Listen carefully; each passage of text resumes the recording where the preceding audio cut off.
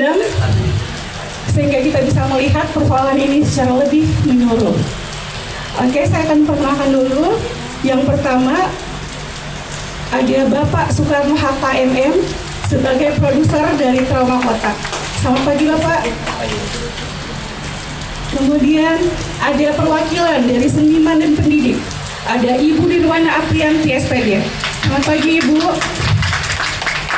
Dan narasumber ketiga kita ada Binmas Polsek Rapocini, Bapak Aida Ilham Janur HS SH. Selamat pagi dan selamat datang Bapak. Oke, baik, kita langsung saja mulai diskusinya. Saya akan memberikan pertanyaan ke masing-masing narasumber. Untuk waktu awal saya akan memberikan waktu sekitar 7 menit untuk menjawab pertanyaan dari saya. Baik, saya akan mulai ke Bapak Soekarno Hatta sebagai produser dari Trauma Kota. Bisa diceritakan sedikit Pak tentang ide awal gagasan dibuatnya program Trauma Kota ini? Silakan Pak. Cek. Oke, baik. Terima kasih Ibu Widya Handayani. Selamat pagi ibu-ibu semua, bapak-bapak semua. Assalamualaikum warahmatullahi wabarakatuh. Ya, perkenalkan, mungkin Bapak Ibu sudah tahu saya Soekarno Hatta. Saya produser dari Trauma Kota. Jadi ide awal dari Trauma Kota ini berangkat dari pengalaman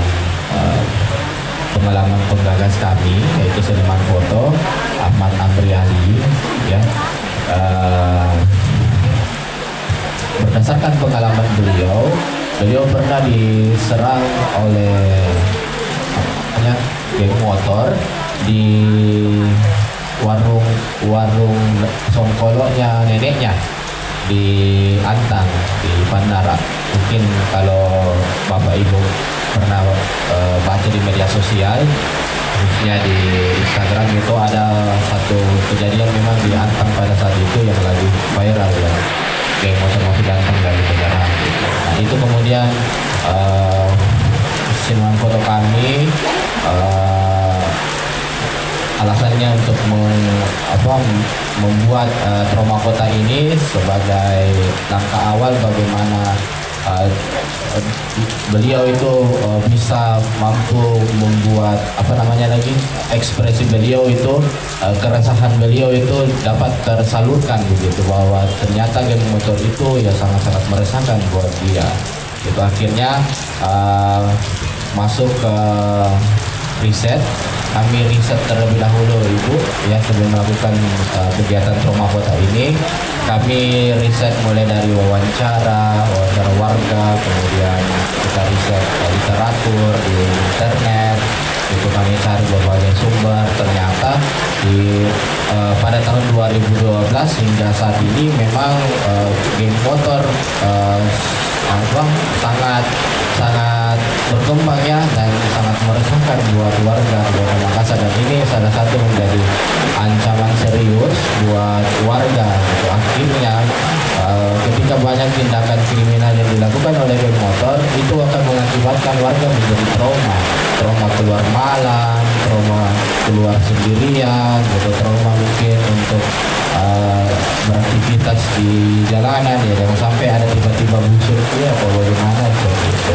Nah, itu kami lihat dan memetakan, oh ternyata bahwa fenomena geng motor ini paling banyak terdapat di 5 kecamatan yang berdasarkan hasil riset. Yang pertama ada Kecamatan Rapocini, kemudian ada Kecamatan Mariso, kemudian ada Kecamatan Ujung Pandang, kemudian Kecamatan Mamajang, dan terakhir di Kecamatan Manggala.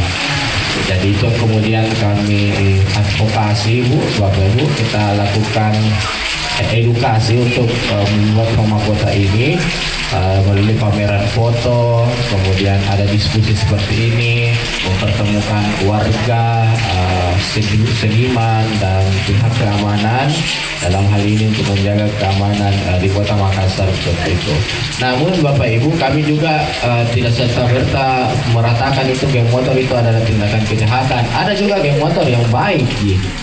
baik dalam artian tidak melakukan hal-hal yang negatif, hal positif yang dilakukan. Ya mungkin Bapak Ibu sudah tahu bahwa banyak komunitas yang geng motor itu yang melakukan tindakan positif ya, yang mengarah ke positif. Ya, saya pikir itu kita tidak mengeneralisirkan bahwa kalau geng motor itu yang kumpul-kumpul itu pasti melakukan kejahatan, tidak. Kami juga memetakan yang melakukan tindakan kriminal atau tindakan yang negatif yang kami anggap itu bahwa itu geng motor yang sudah sangat meresahkan bagi warga. Nah, itu yang kemudian menjadi alasan kami kenapa kami membuat, ya salah satunya itu untuk memulihkan kembali rasa aman warga Ibu gitu, melalui ini pameran foto, diskusi dan pertunjukan seperti itu. Seperti itu mungkin ide awalnya Ibu. Baik, tadi kita sudah dengar Pak Soekarno bercerita tentang kenapa program kota ini digagas. Ini dari pengalaman pribadi Saudara Amri yang warung Songkolo neneknya diserang malam hari oleh geng motor. Oke. Baik, saya akan ke narasumber kedua kita, ada Ibu Nirwana Aprianti. Nah, Ibu Nirwana, bagaimana melihat fenomena geng motor ini sebagai bagian dari realitas sosial kota? Oke, baik. Pertama-tama Assalamualaikum warahmatullahi wabarakatuh. Selamat pagi dan salam sejahtera untuk kita semua. Jadi kalau berbicara tentang keamanan warga itu sepertinya menurut saya tidak melulu tentang banyaknya misalnya pihak keamanan di jalanan, banyaknya CCTV di setiap sudut kota ataupun pagar-pagar rumah yang tinggi, tetapi bagaimana keamanan itu bisa menghadirkan rasa peduli antar warga. Sedangkan bisa kita lihat di kota-kota besar termasuk kota Makassar ini, kita kadang sebagai warga lupa bagaimana rasa peduli itu di antar sesama. Jadi sama halnya dengan geng motor yang sering membuat kita resah ya, karena tindakan anarkis atau kriminalnya. Nah, di sini saya melihat geng motor itu adalah anak-anak muda yang seperti sedang mencari tempat untuk diakui. Tapi mereka itu membutuhkan wadah, tapi lingkungan sekitar belum memberikan. Mungkin ada yang sudah memberikan tapi belum sepenuhnya. Nah, makanya mereka itu membuat keluarga mereka sendiri di jalanan. Dengan melakukan aksi-aksinya itu yang mana menimbulkan keresahan bagi warga lainnya, malahan itu menjadikan hal negatif seperti itu. Nah, disinilah sebenarnya peran seni dalam keamanan kota. Kan banyak juga yang bertanya, apa sih urusannya seniman dengan keamanan kota? Nah, kita para seniman ini hadir dengan memberikan sentuhan seni yang mana ketika di sebuah lingkungan orang-orangnya mungkin tidak tahu mau bikin apa atau apa, tapi kita berikan sentuhan seni dengan memberikan ruang-ruang kreatif ataupun ekspresi untuk warganya memberikan karya-karya inovatif. Maka di lingkungan tersebut yang mungkin awalnya kita kenal sebagai lingkungan yang ini lingkungan mencekam, ada rasa takut di dalam situ, tetapi pada saat kita menghadirkan kesenian, misalnya kita buat pentas musik yang melibatkan warga, nah di situ kan warganya akan merasa terlibat dan memiliki. Pada saat warga merasa memiliki, warga pun akan merasa dengan sendirinya merasa ingin menjaga lingkungan tersebut, baik dari kejahatan ataupun hal-hal lainnya yang tidak diinginkan. Mungkin sekian dulu dari saya, Ibu Widi. Terima kasih. Tadi kita sudah dengar dari Ibu Nirwana tentang bagaimana geng motor terbentuk. Mereka tidak punya ruang di warga mungkin di lingkungannya, sehingga membuat mereka membuat ruang sendiri di jalanan dengan aksi geng motor. Oke, baik, saya akan bertanya lagi kepada narasumber kita yang ketiga. Ada Bapak Ilham. Bapak Ilham, menurut pengalaman Bapak, bagaimana Bapak melihat kondisi terkini terkait fenomena geng motor di jalanan? Dan apa kendalanya Bapak dalam menghadapi itu, Pak? Assalamualaikum warahmatullahi wabarakatuh. Yang saya hormati Ibu Bapak yang sempat hadir pada pagi hari ini mengikuti diskusi trauma kota. Kalau masalah geng motor, saya punya pengalaman untuk geng motor ini karena saya pernah komandan regu di Perintis dari 2018 sampai 2024. Geng motor waktu zaman saya Perintis itu hari. Kalau mungkin untuk kami polisi biasanya kalau kami datang mereka langsung bubar mereka karena mungkin takut lihat polisi. Tapi untuk sekarang saya tidak lihat dari teman-teman kayaknya bergeser mereka. Dia jadi lawan. Kalau datang polisi, kasihan polisinya itu biasa digusur. Lempar bom molotov. Biasa mereka baku hantam dulu, datang polisi. Mereka bergabung. Baru dia sikat polisinya. Sampai-sampai ada pernah teman untuk cuma kena rompinya. Kena sini rumpi. Terus di situ kami ya kasih shock terapi lah. Kami kasih tembakan peringatan ataukah tembakan gas air mata. Tapi karena kalau gas air mata sekarang kami polisi dibatasi. Jadi mungkin peringatan begitu saja. Dan sekarang geng motor saya lihat juga mereka ini dulu biasanya itu geng motornya orang Makassar biasa. Orang Makassar. Sekarang mereka minta bantuan dari daerah Goa dan Maros. Karena mereka kenal dari medsos. Mereka ada grupnya. Iya, mereka ada grupnya itu. Jadi kalau ada apa-apa mereka sumpah bermasalah di Makassar, saya lihat itu mereka itu kalau seumpamanya ini contoh ada beberapa minggu yang lalu di Cilalang kejadian di situ antar dua lorong Cilalang dengan Gotong kalau tidak salah di situ. Si Cilalangnya ini diserang sama Gotong, ternyata ada bantuan dari Goa. Kenapa ketahuan? Pada saat diserang balik sama anak Cilalang tertinggal satu. Ya itulah satu yang dibonyoki, diambil keterangannya ternyata anak Goa, orang Goa. Apa dia bikin di situ? Itu sekarang semulai dulu biasanya itu biasa anak Makassar, contoh Sabiria, anak Makassar itu Ablam, anak Makassar. Sekarang mereka tidak minta bantuan. Jadi baru mereka berani karena kenapa? Biasa sudah habis ngisap lain ataukah sudah mabuk dulu.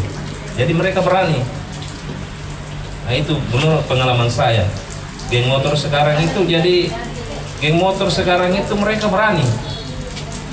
Karena kenapa? Karena mungkin ya kalau ditangkap tidak kan seumpamanya dia tidak membawa busur senjata tajam itu paling kan dikasih peringatan, dibuatkan pernyataan, dipanggil orang tua.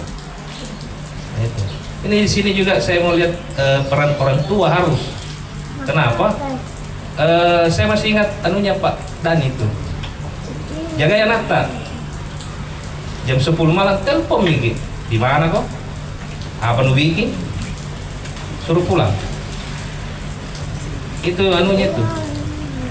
Yang penting anak-anak telepon ki. Kalau ada anak muda harusnya karena bukan apanya. Sebentar ditelepon ki sama polisi, bilangnya anak ini di ada di kantor polisi bawa busuk. Atau bagus sih masih itu, di rumah sakit nih dan nanti busuk. Jadi itu menurut pengalaman saya. Mungkin untuk ya seperti itu. Terima kasih Bapak Ilham. Jadi Bapak Ibu semua kita tadi mendengar Bapak Ilham bercerita pengalamannya tentang bagaimana pergeseran. Kalau dulu geng motor itu takut sama polisi, tidak berani, terus sekarang berani malah menyerang polisi. Jadi memang ada pergeseran ya moral lah ya Pak ya sekarang. Oke baik. Setelah kita mendengar pemaparan dari narasumber kita, saya akan membuka sesi tanya jawab bagi Bapak Ibu yang ada yang ingin bertanya atau ingin berbagi pengalamannya pernah mungkin kena teror geng motor atau mungkin mau menanggapi dari narasumber kita. Silakan Bapak Ibu.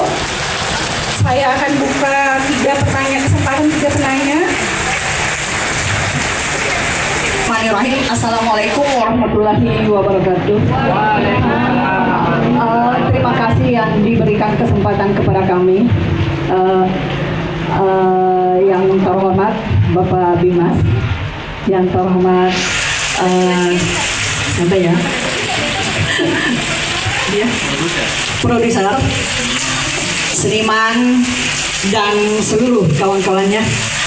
Begini, tadi Pak Bimas menjelaskan bahwa kedua orang tua harus memantau anaknya, betul Pak Bimas. Tapi kadang ada orang tua yang mensupport anaknya, itu yang serba salah kita. Karena kadang saya biasa hadapi itu ada anak nggak usah game motor, isaple saja, ya Bu, saya dapati tolong anaknya di ini apa? Dia bilang tidak ibu. Itu tidak ibu. Kadang kan orang tua ada juga bilang iya Bu, terima kasih atas penyampaian tak. Tapi ini tidak, malah terbalik. Tidak Bu, anakku tidak begitu. Padahal sudah mata kepala sendiri ini menyaksikan. Lebih-lebih game motor. Game motor kan tidak langsung kita lihat, hanya suara saja. Ini langsung malah orang tuanya malah bagaimana itu pendapat orang tua. Jadi memang sebagai jalannya ini game motor dengan isap-isap lem, pokoknya kenakalan remaja itu harus memang dipantau kedua orang tuanya juga. Mudah-mudahan dari ada ini grup game motor ini bisa teratasi, utamanya dengan Kelurahan Balaparang, karena Balaparang ini sangat rawan. Tapi alhamdulillah semasa ada Bapak Bimas, alhamdulillah sudah agak kurang lah sedikit. Iya, semoga malah aman dan damai Balaparang. Balaparang sejahtera. Yes. Terima kasih. Wassalamualaikum warahmatullahi wabarakatuh. Waalaikumsalam warahmatullahi wabarakatuh. Terima kasih Bu Hasna atas pernyataannya mungkin. Silakan. Ini juga pengalaman saya waktu di Sapiria. Sapiria itu hari kami dari grup Patmor ditelepon sama Polsek, ada kejadian karena Polsek tidak bisa tangani, besar. Kenapa besar? Antar 3 lorong di sana di jalur Gaza. Mungkin ada sudah dengar itu dibilang jalur Gaza, daerah Tallo sana itu jalur Gaza. Nah, kami datang ke sana. Nah, sampai di sana, kami beri tembakan peringatan dan kasih gas air mata. Setelah itu mereka bubar. Nah, perintah komandan kami sisir, cari orangnya. Jadi kami cari satu persatu rumah, kami masuki. Setelah itu, ya itu yang kita bilang tadi, orang tua ini kenapa masuk sini Pak? Karena aku tidur gitu. Ya, mana mesti dikasih keluar. Itu dalam tidur. Kita kan bukan polisi baru kemarin, tahu yang begituan. Orang habis lari kan pasti kencang anunya toh, kencang ada denyut jantungnya, diperiksa lah. Wah, ini habis lari ini, kena pura-pura tidur, dibawa. Itu kan salah satu contoh. Memang di sana itu di Sapiria itu mereka orang tua kebanyakan melindungi anaknya. Sana, jadi kami petugas biasanya kesusahan. Biasanya polisi arogan begini-begini, padahal anaknya pelaku utama, dia yang paling depan. Biasanya dia yang membawa busur, tapi mereka biasanya itu kalau sudah kejadian begitu dibawa anaknya ke kantor, baru menyesali. Bahwa memang karena sampai di kantor itu mereka pasti terbuka. Iya Pak, saya Pak. Apa yang kau bawa? Biasanya mereka tidak mau mengaku di situ. Padahal ada rekamannya kan, biasanya untuk zaman medsos sekarang untuk perang-perang begitu kan pasti ada HP main. Tapi polisi pasti kumpulkan bukti-bukti. Biasanya mereka mengelak dulu.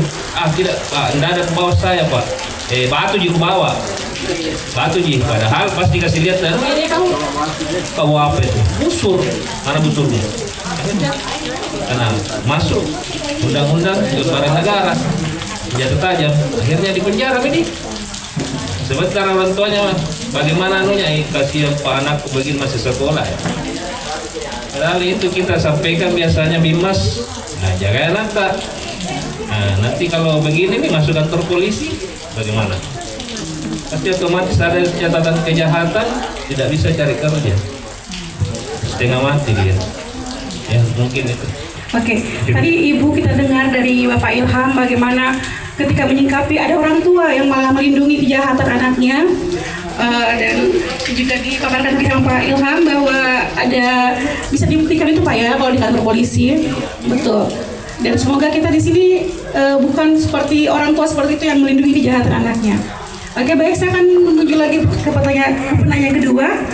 Saya Bagawanci, saya dari Lembaga Seni Balak Makassar. Makanya saya terima kasih dan undangan tentang Trauma Kota dan kebetulan bersinergi dengan Dinas Pemuda ya. Apalagi ada Pak Polisi, saya baru datang krimis-krimis tadi, saya langsung dengar Pak, itu ternyata geng motor ya. Geng motor kan itu istilah baru ya. Dulu nggak ada karena semuanya siswa naik sepeda zaman saya gitu, tapi geng ada. Nah ini sering itu baik dinas pemuda misalnya, kepolisian dan lain-lain, karena saya juga keluarga polisi, itu sering bingung bagaimana mengatasi kenakalan remaja. Saya pakai kenakalan remaja. Kenakalan remaja itu walaupun dinas bersusun-susun, polisi banyak banget, itu nggak mungkin. Karena salah satunya itu berkaitan dengan hukum. Satu hukum, dua kemanusiaan, yang ketiga sekali yang paling ngeri bagi polisi adalah hak asasi manusia. Mampus tuh polisi. Misalnya gitu. Ini nggak main-main, itu karir polisi selesai itu. Kalau sudah kena hak asasi manusia, padahal anak sekarang itu pandai-pandai. Orang tua sekarang itu walaupun bakul sayur itu pandai karena nontonnya medsos. Nah, hal ini seperti hanya dikaitkan dengan, maaf ini teater kala ya, bukan ya? Penyelenggaranya apa? Co-production Kala Teater Pak. Oh, Kala Teater loh? Co-productionnya, tapi ini digagas oleh seniman foto Andri. Oh gitu, oke. Oh iya. Nggak, maksud saya itu ada seninya gitu loh. Seninya itu kalau saya dari berbagai penjuru negeri itu seni itu perannya penting banget. Misalnya seperti mural itu ya. Anak geng itu kalau ada tembok Pak Polisi itu kan dicoret-coret ya. Bawa kejar lari Pak. Pakai gas air mata, dia sakit, Bapak polisinya dituntut HAM itu. Polisi nggak bisa membiayai, yang personil polisi itu selesai lah dia. Misalnya gitu. Nah, itu seperti kota ini, saya menganalogikan Jogja ya. Jogja itu sekarang jembatan-jembatan layang itu penuh dengan mural mungkin ya. Ini yang fotografernya mungkin tahu gitu. Banyak mural di sana. Dan itu polisinya membuat aturan. Nah, itu musuhin. Yang kedua, musuh remaja adalah orang tuanya, Bu. Bapak-bapak, ibu-ibu di sini itu, bapak ibu musuh anaknya, Pak. Makanya sekarang terjadi karena medsos itu banyak pembunuhan orang tua, pembunuhan ibu, maling kundang itu terjadi sekarang. Nah, pertanyaan saya terhadap seniman ini dan Pak Polisi, sebenarnya inti dari remaja itu bisa nakal banget. Itu apa? Yang kedua, kira-kira solusi sementara itu apa itu? Maaf ya, ini kan pameran lukisan ini kan menunjukkan untuk siapa? Itu apa menunjukkan untuk geng motor? Atau saya nggak ngerti inti lukisan itu. Apa geng motor kalau sudah disuruh lihat lukisan atau foto itu harus selesai dia? Apakah itu? Nah ini jadi mohon dari kacamata seni dan dari kacamata security itu sumber utamanya itu apa sih? Terus sedikit solusinya itu apa ya kira-kira? Walaupun itu nggak jamin itu loh Pak. Nah, oke, terima kasih. Assalamualaikum. Waalaikumsalam. Terima kasih Bapak. Oke, jadi kalau berbicara dengan fenomena kenakalan anak remaja sekarang itu kan Pak, sebenarnya kenakalan anak remaja itu sudah terjadi jauh dari dulu kala sebenarnya, karena memang usia remaja itu adalah seperti yang Bapak bilang tadi, benar, ada usia mereka menuntut kebebasan. Jadi mereka itu ibarat sungai yang mengalir deras. Jadi kita itu bukan tugasnya untuk membuat bendungan, malahan kalau kita buat bendungan dia itu akan meluap dan merusak apa saja gitu. Malahan kita ini tugasnya adalah membuat saluran irigasi yang mana mungkin air itu bisa mengalir ke ladang-ladang dan memberikan manfaat kepada terhadap tanaman dan memberikan kesuburan. Itu saya perumpamakan untuk psikologi remaja yang terjadi, dan memang betul seperti yang Bapak Binmas sudah katakan bahwa peran orang tua itu sangat penting. Bukan hanya orang tua sebenarnya, ada ibarat kata itu untuk membesarkan seorang anak kita membutuhkan bantuan seluruh warga atau satu kota. Karena saya bergelut di bidang PAUD, pendidikan anak usia dini, saya sering memberikan wacana dan motivasi terhadap orang tua murid saya seperti itu. Jadi kita jangan hanya berfokus menyalahkan ke misalnya pendidik ataupun ini polisi yang tidak bertanggung jawab karena tidak bisa amankan lalu lintas. Tapi kita juga sebagai orang tua harus melibatkan diri kita, peran yang jauh lebih besar bahkan untuk mendidik anak kita, terutama pada usia-usia remaja saat mereka itu menuntut kebebasan. Jadi mungkin itu yang bisa saya berikan untuk merespon kenakalan remaja yang sering meresahkan ya.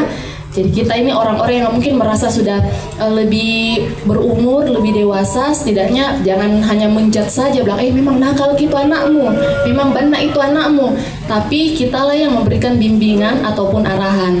Kalau dari bidang seni mungkin salah satunya bisa dilihat saat ini ada pameran foto yang mana juga menyediakan diskusi publik yang mana kita bisa berbicara mengenai ruang-ruang kreatif yang bisa kita buat nanti ke depannya bagaimana, dan juga warga-warga sekitar mungkin jangan hanya memberikan program yang hanya untuk ibu-ibu, bapak-bapak, tapi juga memberikan program yang bisa melibatkan anak-anak remaja, anak-anak muda. Jadi mereka merasa terlibat, mereka merasa menjadi bagian dari lingkungan tersebut.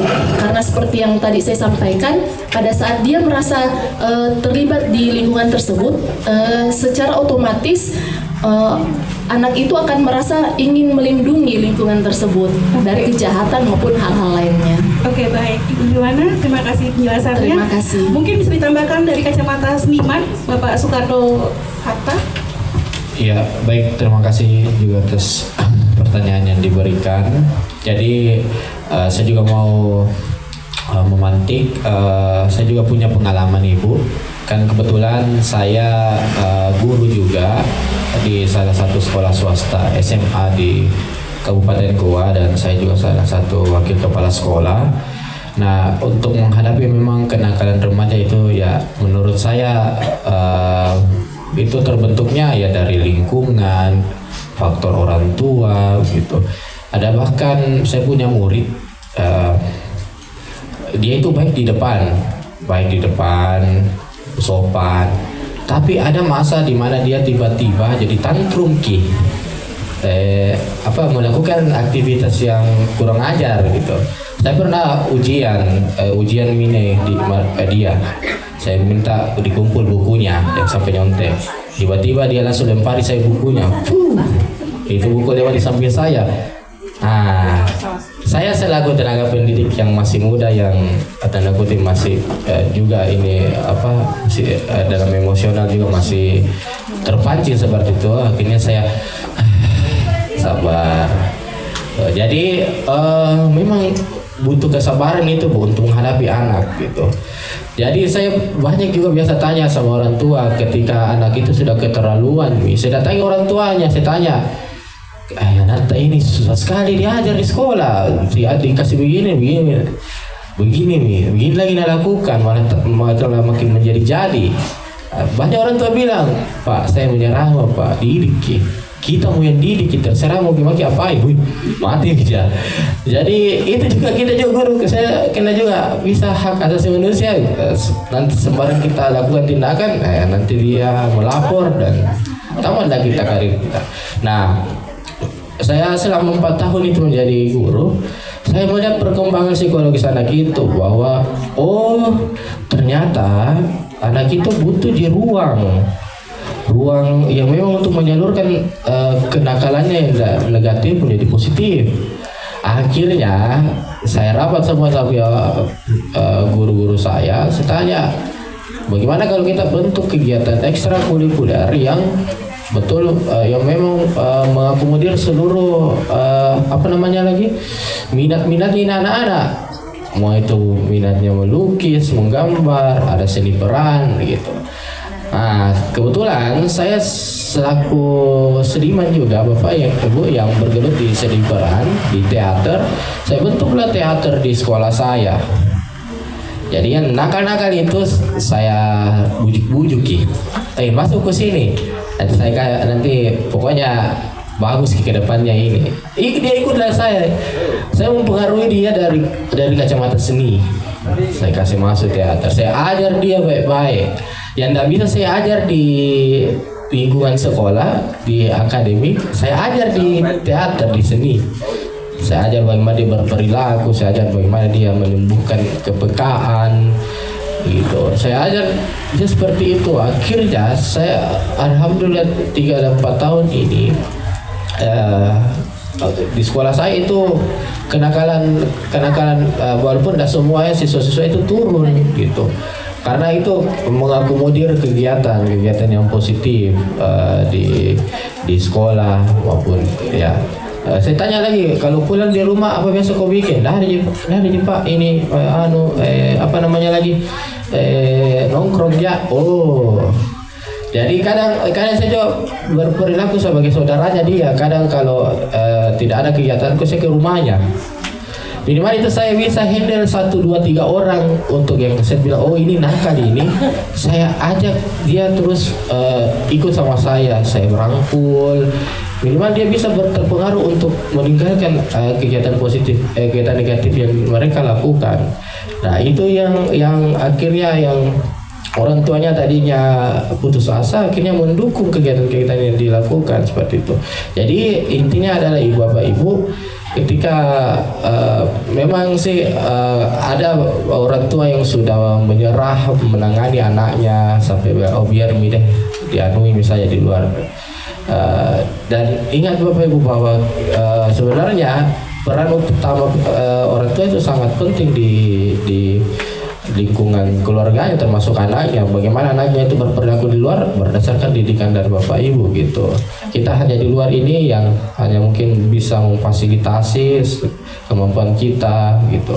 Semua seperti hari ini kita bikinkan pameran beberapa potret-potret hasil jepretan dari seniman foto itu berdasarkan realita kehidupan seniman foto, kengerian geng motor. Harapannya adalah bapak ibu bisa pulang mungkin membawa refleksi. Ternyata diserang ini, enggak baik orang tua diserang gitu. Nanti ini menimbulkan luka gitu, trauma gitu. Itu harapan kami supaya bisa merefleksi kembali, menjaga anaknya seperti itu. Terima kasih. Assalamualaikum warahmatullahi wabarakatuh. Terima kasih Bapak Karno atas penjelasannya. Jadi tadi kita dengar Pak Karno sudah menceritakan bagaimana dia menggabungkan perannya sebagai pendidik dan juga sebagai seniman dengan memberikan ruang kepada anak-anak muridnya, ruang seperti ekskul untuk seni peran dan lain-lain sebagainya. Oke, baik, saya ke Bapak Ilham. Saya ingin bertanya dari sisi orang tua, sebagai orang tua dan sebagai polisi. Bagaimana menanggapi tadi dari Bapak itu atas pernyataannya tentang kadang dibilang musuhnya polisi itu anak remaja, gitu, seperti itu Pak. Ya, mungkin kan sekarang itu anak-anak di sekolah sudah ada diajarkan kayak kita dulu. Ada pelajaran itu PNP, PPKN. Nah, sekarang tidak ada. Nah, makanya saya lihat sekarang itu moral dan etika anak-anak muda kita kayaknya sudah tidak hilang. Sudah tidak ada apalagi kayak moralnya sama orang yang lebih tua. Dulu kita orang Makassar itu kalau lewat di depan orang tua itu tabik.